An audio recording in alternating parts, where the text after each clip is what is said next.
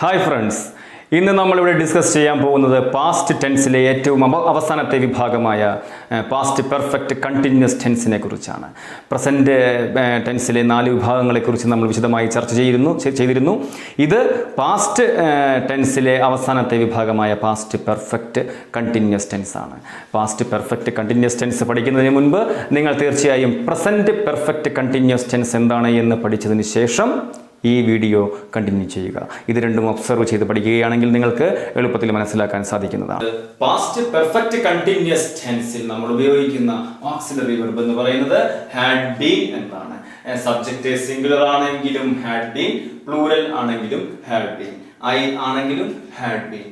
Past perfect continuous tense എന്ന് പറയുന്നത് present perfect continuous ടെൻസിന്റെ നേരെ ഭൂതകാലമാണ്.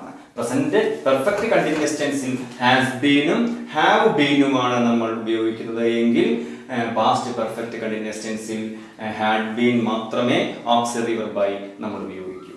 നമ്മൾ ഇതുവരെ പഠിച്ച ഓക്സിലറി വെർബുകൾ, സഹായക ക്രിയകൾ ഏതെല്ലാമാണ് എന്ന് നിങ്ങൾ ഒരിക്കൽ കൂടി മനസ്സിൽ ഓർക്കുക. Is, are, am, has, have, has been, have been, was, were, had. ഇപ്പോൾ നമ്മൾ പഠിക്കുന്നത് ഹാഡ് ബീൻ എന്ന ഓക്സിലറി വെർബിനെ കുറിച്ചാണ്. ഇത് കണ്ടിന്യൂസ് ടെൻസ് ആണ്. കണ്ടിന്യൂസ്, അതായത് പാസ്റ്റ് പെർഫെക്റ്റ് കണ്ടിന്യൂസ് ടെൻസ്. ഈ കണ്ടിന്യൂസ് ടെൻസിൽ എല്ലായിടത്തും വെർബിന്റെ ING രൂപം മാത്രമേ നമ്മൾ ഉപയോഗിക്കൂ എന്നത് വീണ്ടും വീണ്ടും നിങ്ങളെ ഓർമ്മിപ്പിക്കുന്നു. എല്ലാ കണ്ടിന്യൂസ് ടെൻസിലും ING ഫോമാണ് ഉപയോഗിക്കാറുള്ളത്. ഇത്രയും കാര്യങ്ങളാണ് പാസ്റ്റ് പെർഫെക്റ്റ് കണ്ടിന്യൂസ് ടെൻസിനെ കുറിച്ച് നമുക്ക് പഠിക്കാനുള്ളത്. സാധാരണയായി PSC പരീക്ഷകൾക്ക് ഈ വിഭാഗത്തിൽ നിന്നുള്ള ചോദ്യങ്ങൾ ഇത്തരത്തിൽ ചോദിക്കാറില്ല എങ്കിലും ഈ ടെൻസിനെ കുറിച്ച് പഠിക്കുന്നത് മറ്റ് ചില ചോദ്യങ്ങൾക്ക് ഉത്തരങ്ങൾ എളുപ്പത്തിൽ കണ്ടെത്താൻ നമ്മളെ സഹായിക്കുന്നതാണ്.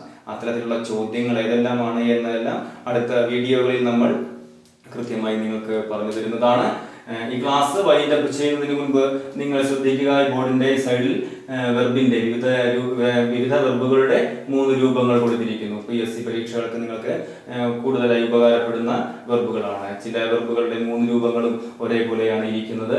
കാസ്റ്റ് പോലെയുള്ള രൂപങ്ങൾ, ഇതെല്ലാം നിങ്ങൾ കൃത്യമായി ശ്രദ്ധിക്കുക. പലപ്പോഴും PSC പരീക്ഷകർക്ക് ഇത് ചോദിക്കാറുണ്ട്, ഇനിയും ചോദിച്ചേക്കാം.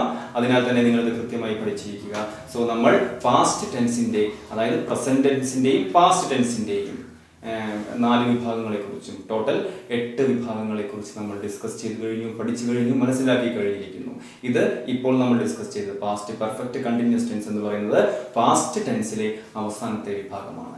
അടുത്ത ക്ലാസ് മുതൽ നമ്മൾ ഫ്യൂച്ചർ ടെൻസ് ആരംഭിക്കുകയാണ്.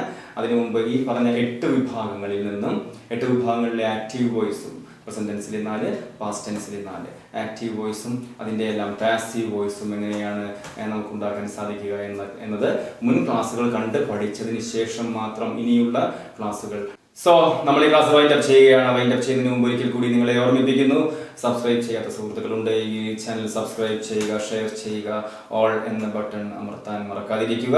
അടുത്ത ക്ലാസ്സിൽ മറ്റൊരു ഏറ്റവും ഉപകാരപ്രദമായ വിഷയവുമായി നമുക്ക് കണ്ടുമുട്ടാം. Till then, good bye.